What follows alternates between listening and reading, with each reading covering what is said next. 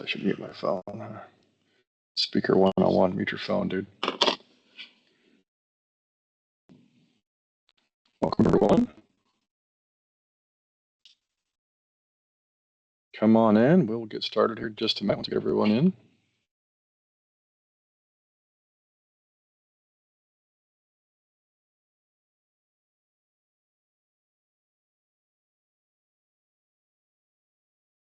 Hope everyone's doing well. Thank you for joining us today. We'll give it just 1 or 2 more minutes, and then we will get rolling.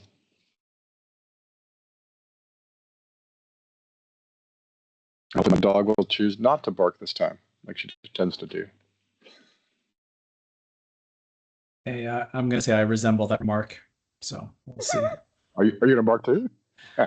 No, not me bark. Oh, okay, good.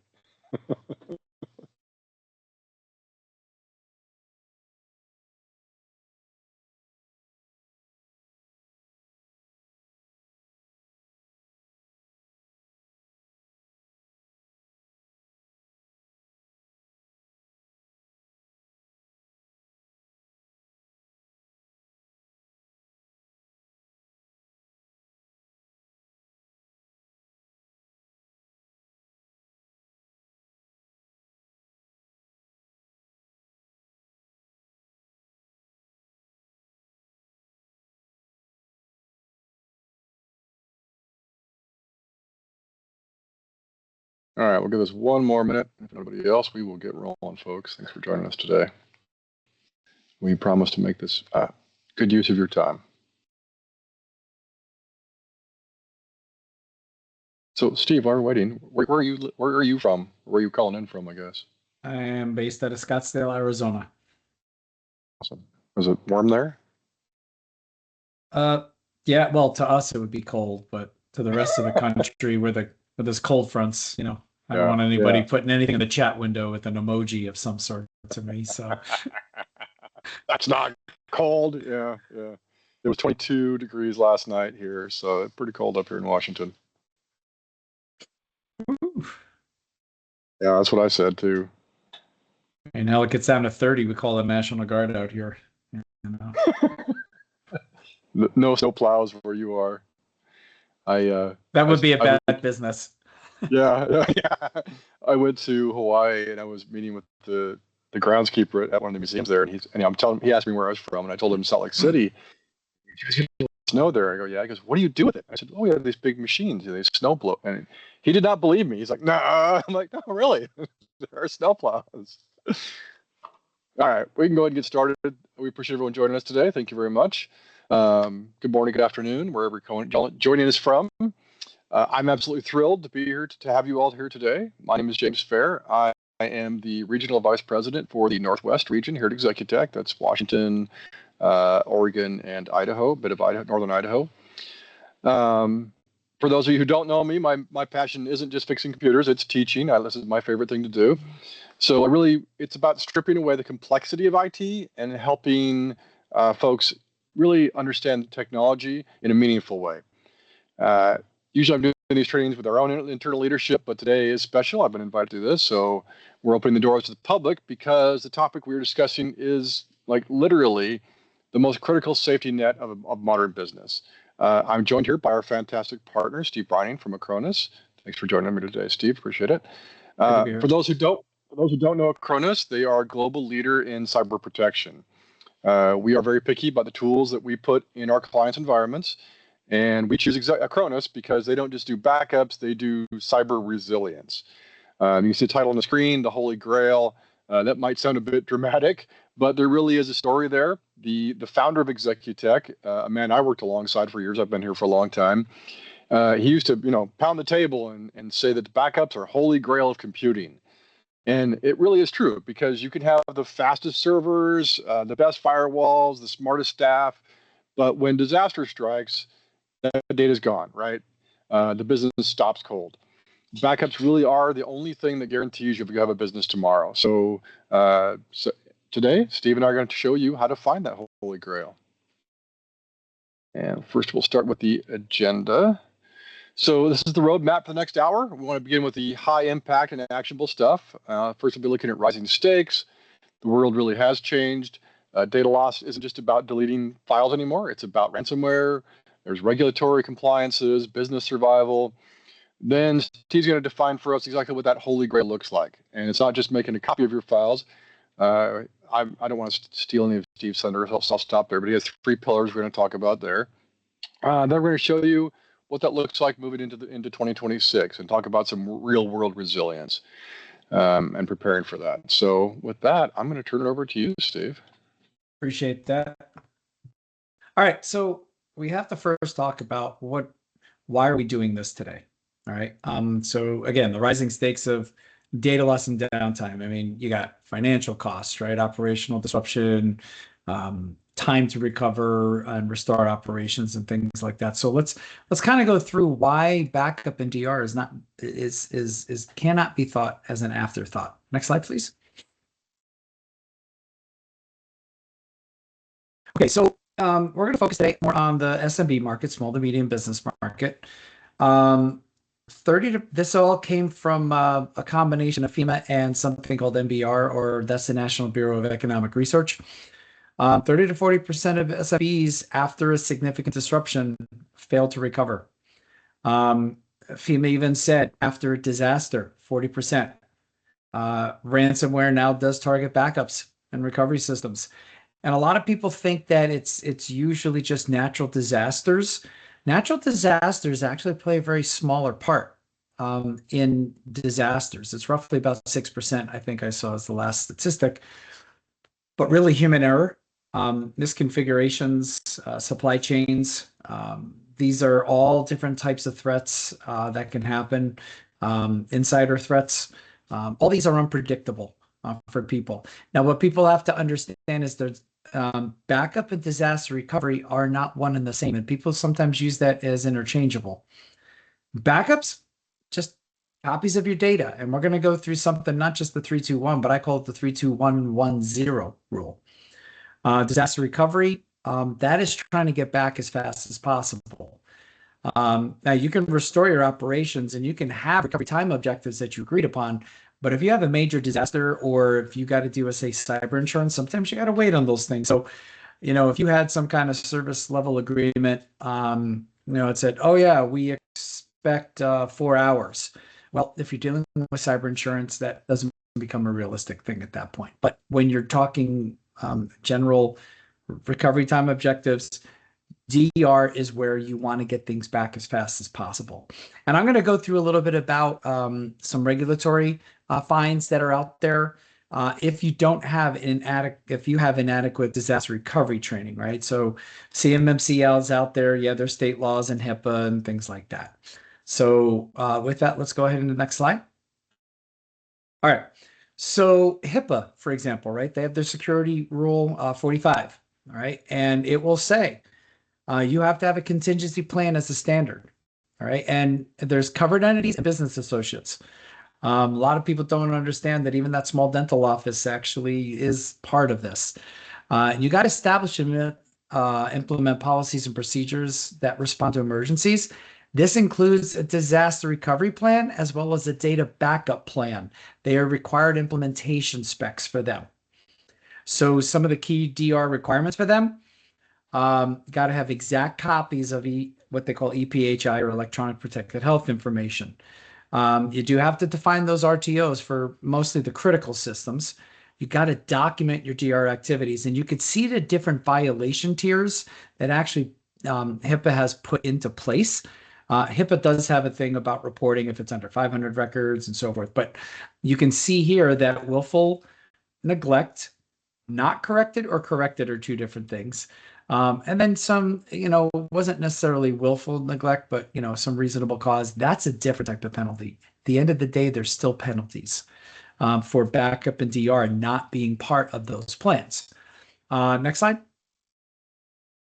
Moving away from that, states really have become part of this. I could tell you that Massachusetts, I see as really one of the tougher ones. And you can see here, any business owning licensing personal information, right? And I put the key regulations in there, but you'll see it says you got to have secure backup of personal information and reasonable safeguards for data availability. New York also, You have to have annual testing at a minimum. Got to have a written documented plan. Geodiverse backups. So you could see that many states, and there's more, that actually have all of these types of formal DR plans or backup plans, or they'll call them reasonable security procedures. If you don't have these things and you're in specific states dealing with people's information in those states, as well as, um, you know, financial, GLBA, HIPAA, and so forth, you're gonna get in trouble for it. Next slide, please. All right, so we talk about the Holy Grail, right? But what do let's define what that means, and we really get into resiliency here. So what does true resilience mean? You got to have the data secure. You can have the best backups in the world, but if you're not protecting it from security, they're going to get compromised. Likewise, you can have all the security in the world. If you don't have backups and something happens, you're kind of SOL there, right? So you need to make sure that they go hand in hand. So you got secure data, all right, tamper-proof encrypted air gap, and I'll get into that in a little bit. The accessibility of it anywhere, whether it's files, systems, applications, and with orchestration, right? To have the resilience, you got to have an automated orchestration policy with that, right? Try to do a zero-touch operation with it. But I'm going to get into reliable and tested backups here in a minute. But the goal is to try to have the resilience without the complexity, okay? So when you want to recover, it's not just the data that it's going to take you days and days and days to recover, barring any kind of unforeseen things like with cyber insurance companies taking 5 days to get back to you. That's a different story. But because sometimes they want to do forensic backups ahead of time, but you could do the forensic backups of the product ahead of time too. So recovery is not just about the data. So what does this mean? I said 3, 2, 1, 1, 0. Got to have 3 copies of your data, right? Primary plus 2 other backups. And that's a redundancy if like a backup fails or it's corrupted. Different media types. 2 different media types. I mean, it could be tape, cloud, NAS, somewhere, right? Because you may have a bug in one storage format. You want to have one off-site, right? And that's usually to protect you against traditional fire floods. I've seen people take external hard drives home. But ransomware, the local backup, so you have one off-site as well, right? So 3 copies, 2 different mediums, 1 off-site. I've included now saying 1 has to be immutable or air-gapped, right? And it's very critical for a ransomware type of attack. Now, immutable means it can't be altered, right? Now, you may have S3 object locks. Now, keep in mind, human errors, they may forget about the object lock, then it's not immutable. But if you got that on there, fine. But Acronis has an immutable backup too. You want to make sure you have and worm storage means write once, read many in that thing. Or air-gapped, right? There's no remote access to it. And again, 0 errors in the backup verification, all right? That is really important. And many regulations, I can tell you, HIPAA in particular is requiring immutable backups and recovery testing as well. Next slide. The reason why I bring this to you is just to give you a visual, but backup does not equal restorable. When I mean 0, I mean 0 unverified backups, meaning 0 errors, 0 undetected recovery failures, because every backup verified as restorable, right? So saying error-free backups might sound a little cleaner, right? In this case, right? So a backup can complete a job without technical errors, but it could still be unrecoverable. And that could be because of corruption due to ransomware, some silent bit rot or something like that. So what I'm meaning here is automated recovery validation in order to have that successful job. So I talked about, next slide, I talked about 3 pillars in there, right? So you got to have 3 pillars here. Security, all right, as it relates to backup and DR, yes, in transit and at rest, 256-bit encryption. You really don't want to be doing anything with 128, 192 anymore. Again, immutable air-gap networks. That is non-negotiable, especially for disaster recovery. You want to talk about role-based access control. I talk about zero trust architecture. At the bare minimum, have least privilege, right? Give people the minimum amount they have to do in order to do their job, right? But zero trust architecture means just because I'm in the network, if I want to go to another resource, I got to still validate myself from that particular. So that's zero trust architecture. A lot of people say it's a product, but it's more of an architectural design. Active ransomware protection. Got to be compliance. You got to have those audit logs. And then, you want to cryptographically prove backup integrity for blockchain-based notarization. You could do forensic backups, and you can actually get a hash signature for that. And for example, with Acronis, with our forensic backups, we're actually using the Ethereum blockchain with that. Next slide. So pillar 2 is about accessibility and speed. You want to, and I know it says RTO in minutes. If you're not dealing with an outside agency like law enforcement waiting for them, yeah, you want to have that stuff back in minutes, and dissimilar hardware. And again, recovery RPOs are recovery point objectives. Again, how far back in time is an acceptable loss, right? So this is something you need to discuss. And what are the recovery targets for this? Are you going to use, for example, Executech would be using our disaster recovery as a service, where we'd actually be going to the cloud. So there's different options, but you got to have that accessibility as well as the speed. Next slide. Finally, you have automation, and that is very key to having disaster recovery as a reliability for this. If you do not test disaster recovery plans, you're in for a world of hurt. I will tell you that. I have dealt with disaster recovery plans over my 30 years in this industry. And, people will do tabletop exercises. Listen, there's like 9 different levels of DR planning. You can go from a tabletop exercise to a live fire drill on production systems. But you want to make sure that you are testing these things, not just once a year sitting around the room going through some paper, right? You want to try some automated recovery testing, put it in sandbox environments. Look at the health monitoring of your backups here. Also, you have to have workflows, right? And they have to be very policy driven with this, right? It has to be orchestrated, right? What are the failovers and failback workflows that you have? You want to make sure that your backup policies are just going. You're not just doing them manually because someone might go on vacation and forget to do them. So you want to have policies where it's to set it and forget it. Also, auto verification. Again, you want to make sure these backups are restorable. As I said, that's the 0 part with the backups. So again, you have security, accessibility, and automation. To me, those are the 3 pillars that make up the Holy Grail for all of this stuff. Next slide. Awesome. Thanks, Steve. Oh,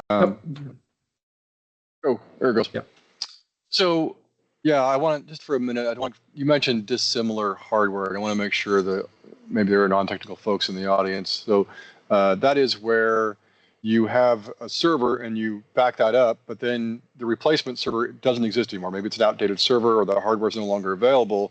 So you need to be able to make sure you can recover to a similar but not the same exact hardware scenario. And that's what he's talking about there. So thanks for sharing that. Or it could be like physical to virtual, for example. Right, too. Right. Yeah. Exactly. Thank you. So I want to pivot here from this technology to reality, right? We just heard about this Holy Grail. It sounds kind of mythical, right? 0 errors, instant recovery, bulletproof security. But really, at Executech, that we take our job is to make that myth a reality for everyone. That's our Monday morning reality. We partner with Acronis because they provide the best engine on the market.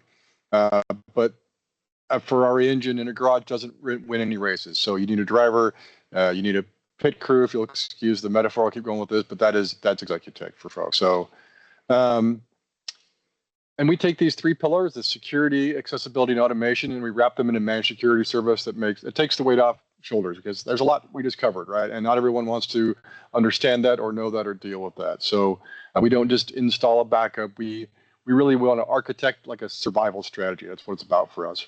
We want to ensure those zero errors are real, and the immutable lock is actually locked, as you mentioned. So I want to share a couple stories, some case studies that we ran into, what this actually looks like in the wild, because theory is great, but survival is even better. The first one I'll share was something I did personally. This was in downtown Salt Lake City. We had a client, very successful law firm, and they did everything right on paper.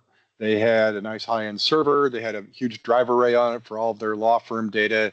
They configured it in tech terms, we call it RAID 10, which just means it's like the Fort Knox of hard drive configurations. It means for every drive that's in there, there's a backup drive duplicating the data. So every drive is duplicated.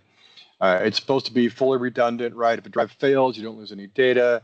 But the universe has a funny way of testing it at the time. So there was this massive construction project going on downtown, and the vibrations from this heavy machine like shook the whole building and bounced those drives to death, literally to death.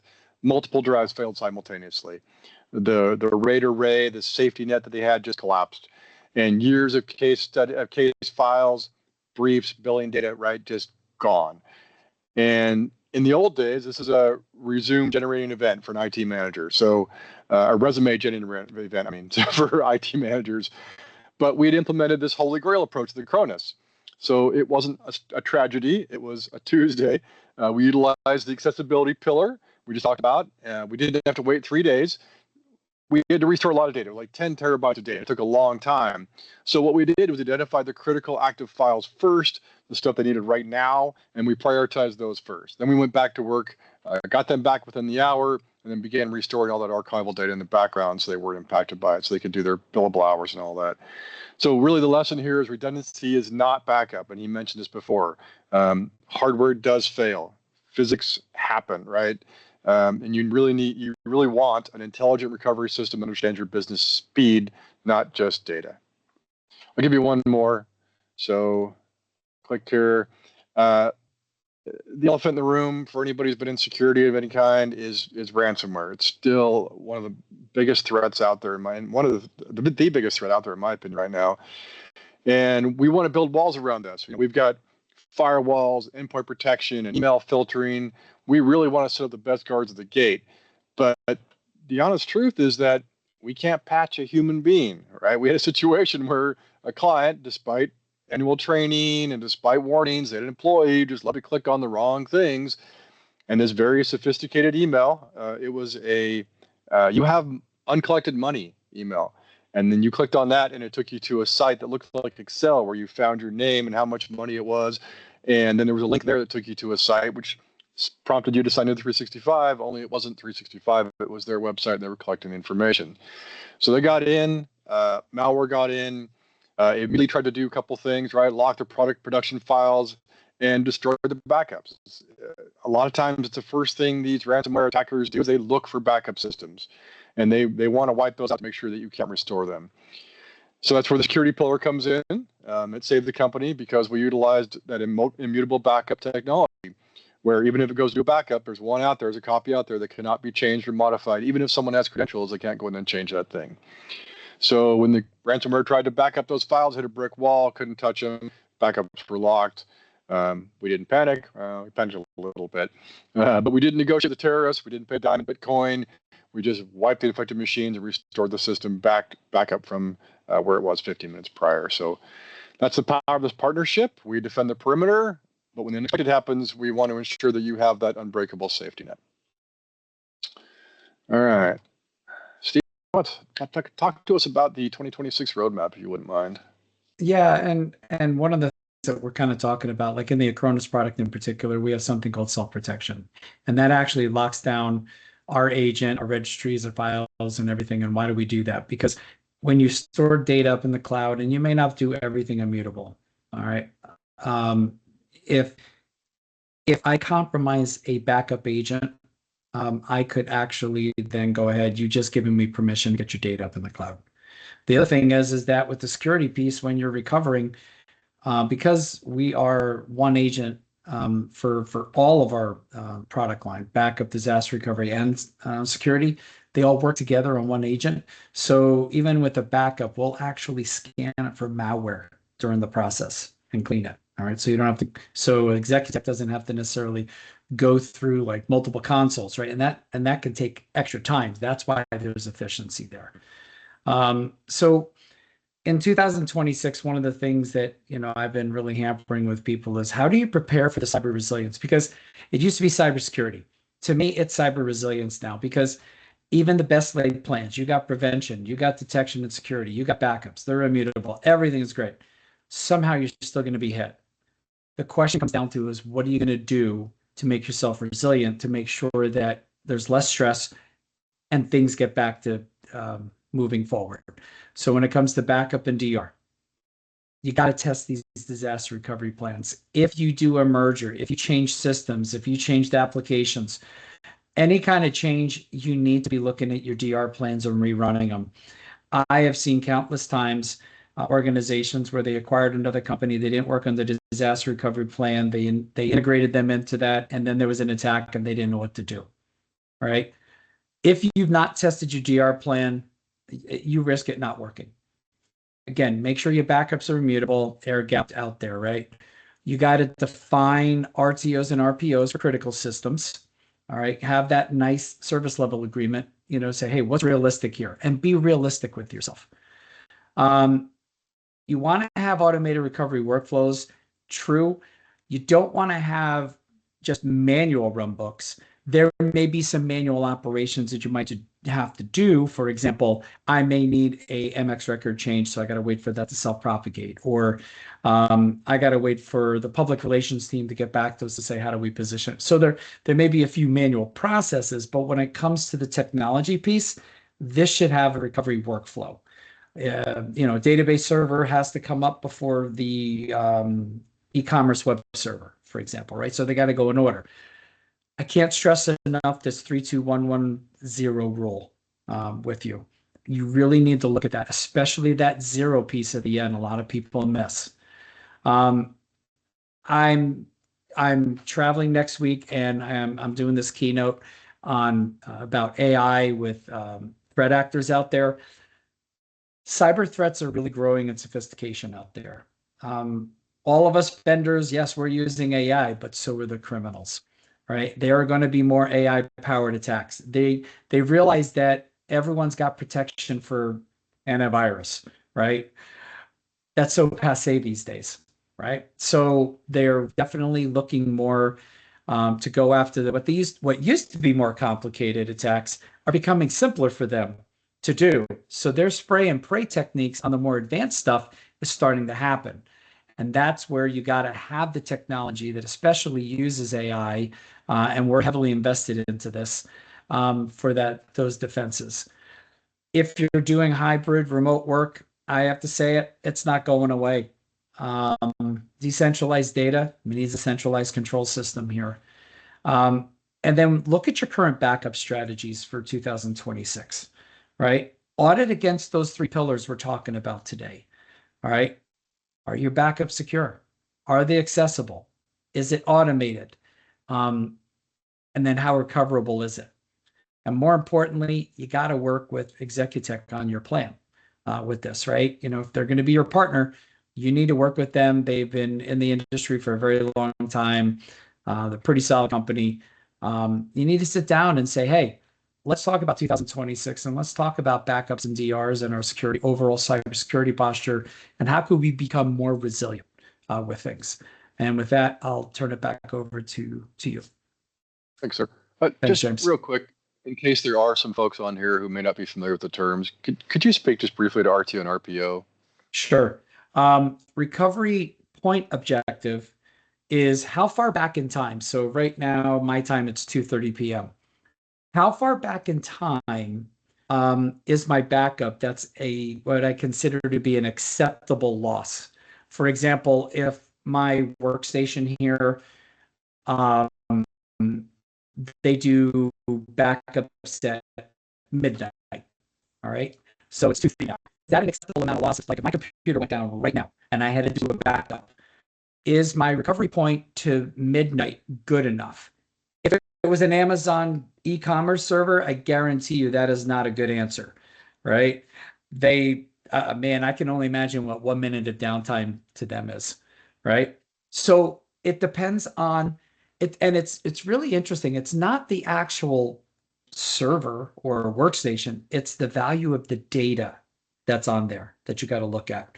So recovery point basically means like me as okay, cybersecurity evangelist for Acronis. Maybe midnight last night's acceptable for me. Is my CEO midnight last night acceptable? I don't know the answer to that, right? But it's the value of the data that could be on that. Two different workstations, right? And you can have two different servers. So it's how far back in time, but also considered to be an acceptable loss period, right? Recovery time objective is how fast can I get this stuff back up and running? In prioritization, right? So, an RTO for a critical e-commerce web server might be 10 minutes or 5 minutes or a minute. My workstation recovery time objective might be 4 hours, right? So you have to, and that's the thing, you really need to work with Executech with this because they're going to sit down with you and you have to define these things. Because if you want them to support you, you got to come out with a realistic game plan to say, what is acceptable? Because if you say, I want every machine 1 minute, well, okay, get ready for the bill. All right. And while Executech would love that, it's not realistic. It's not realistic, right? So that's why you need to sit down and partner with them and say, hey, what is our game plan? What is realistically an acceptable loss period and an acceptable time to get back up and running? And everything is going to happen depending on the value of the data and the sensitivity and all that and how it might affect your reputation as a company and business loss and financial.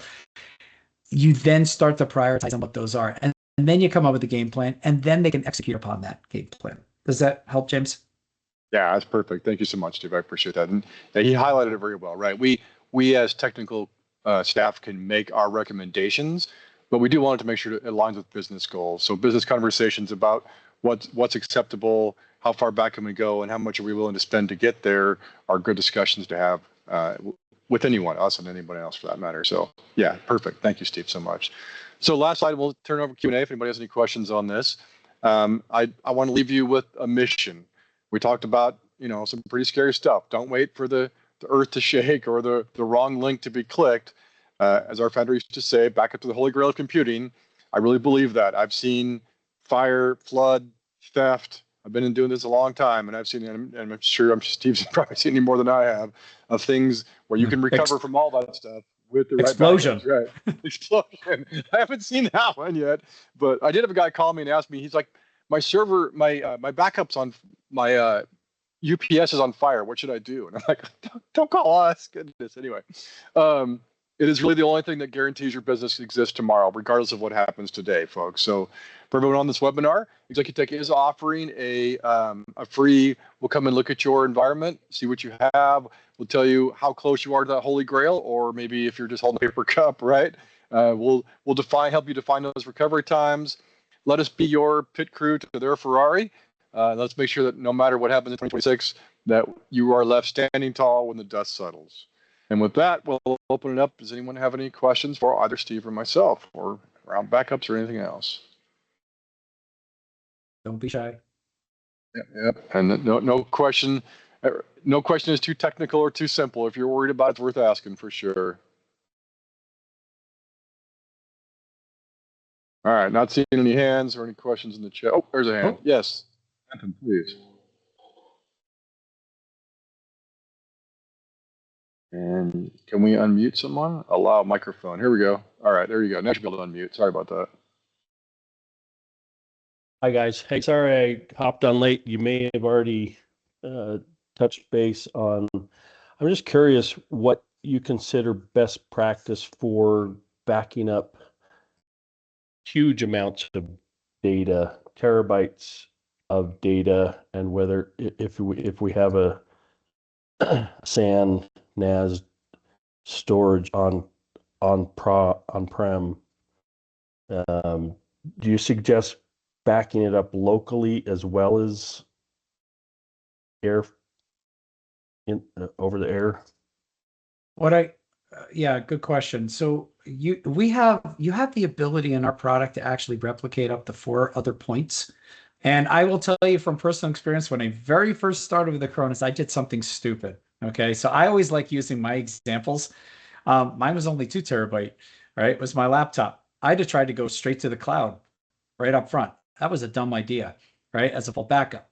If you have a NAS, yeah, I would definitely back up to the NAS first. And then once that's finished, allow it to replicate, let's just say, to another site, whether it be the cloud somewhere or something, right? Following that 3-2-1 area, the two, Yeah. right? So you could be a local, hell, I've seen what I should have done was go to my external hard drive, back it up there, and then replicate to the cloud. That's what I should have done with mine. And you know what? If it's going to take 4 days, because at the end of the day, it's still going to do an always incremental at that point. So it's still going to do the always incremental on my external hard drive. And if that's still trying to get up into the cloud at that point, hey, just it will get there. Yeah. Right. But the other thing too is if you got like 16 terabyte and you want to store it up in the cloud, there is the ability to do physical shipping to a data center to actually get it all done in one shot too. You don't want to be waiting 6 months for that to happen, right? So there is the ability to do that, shipping a physical box to you and then it actually being sent to the data center also. Can I ask then another question on that same? If we do have 16 terabytes, which is pretty close to what I'm looking at, is it better to just have that data live out in the cloud in the data center? Well, I would almost say if it was only up in the cloud, you're kind of violating the whole 2 different mediums, and I'll tell you the reason why. What if you needed to restore all 16 terabyte? If you want to go from the cloud down to that machine, you might as well start the process, go on vacation, go to Cancun for a week or something like that, and then come back, right? Because it's coming from the cloud, right? You know, and unless you got some solid fiber internet thing going on there, and you're taking up 100% of the bandwidth, that would not be a good idea from that perspective. So yeah, you want to make sure that you have something local because now you're talking recovery time objective also. The difference is that if you needed to go to say our disaster recovery as a service, right, with the cloud, what it will do is you got to have a full backup first, but it will spin up a virtual machine, all right, in our data center. Start that up. That usually takes about 1 to 2 minutes, right? And then it will start getting the pieces of backup that you need as you need it while you're trying to repair everything. And then if you wanted to fail back, then only those items would then go over to the local site. So that's the beauty of disaster recovery as a service, but you got to have a full backup ahead of time for that. Gotcha. Yep. All right. Appreciate it. Yeah, you bet. Great question. And our default, if we don't have that conversation or if they're not sure what to do, is we do want to have a local device to back up to so that we can actually back up all night long if we need to off that device. We're not using our bandwidth during the day. So you back up that device, and then at night we pull from that device to back up to the cloud. That's default, but happy to work with you in whatever situation you need. Yeah, and in the product, we have the ability to say, hey, don't back up during these hours of operation if you didn't want to while you're doing the replication, but it would only the hours of operation for it. And if it's like, say, 8% through and it cuts off, it's a resumable. So it doesn't start from the beginning. It starts from that 8, on. That is huge. Yeah. Awesome. Thank Great you. question. Great questions. All right, Thank you. else any questions? Thanks for being the first. Yeah. Thanks for being willing. Anybody else? Leave it open there a minute or so. Okay. Let's see if we have the hands raised. So thank you all for attending today. And for those who are watching the recording, thank you for joining us. Steve, I appreciate you and your expertise as always. It's been great working with you on this one.